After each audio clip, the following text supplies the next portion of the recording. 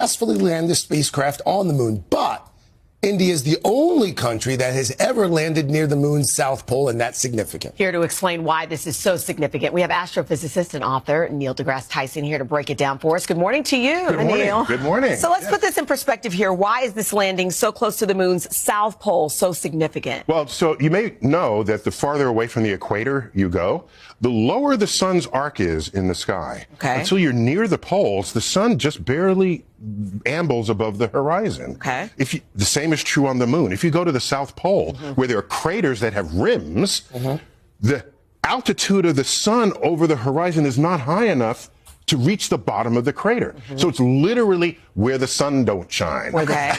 And so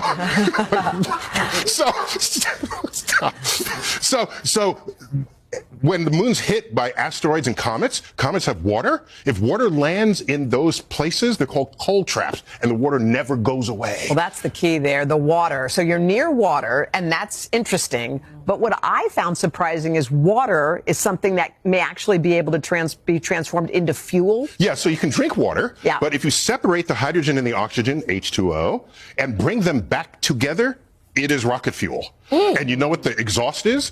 Water. Okay. So it's pretty clean rocket fuel, and that's the main engine of the space shuttle. That big orange tank that they used, that's hydrogen and oxygen being merged together to create the thrust to put that puppy into orbit. Wow. We understand you actually met with the Indian Prime Minister earlier this summer. What did you two talk about with regard to space exploration? That was his first comment. He says, here are our plans for space. We want to involve private enterprise. We want to grow. I said, yeah, good. I said, try to make sure everybody's involved, because then the whole country can participate. Because India's a diverse community of ethnicities and religions. And I said, that way the whole country can share in these visions. And maybe ambitions in space could be one of the greatest forces of peace. I was just about to say, and unify it. A unifying force of peace for everyone's unifying future. force of peace. Let's let that marinate for a minute. Yes. Thank you, Neil. Happy that you came to see us. You got Thank it. you.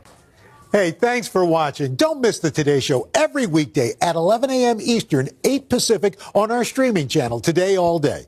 To watch, head to today.com/allday or click the link right here.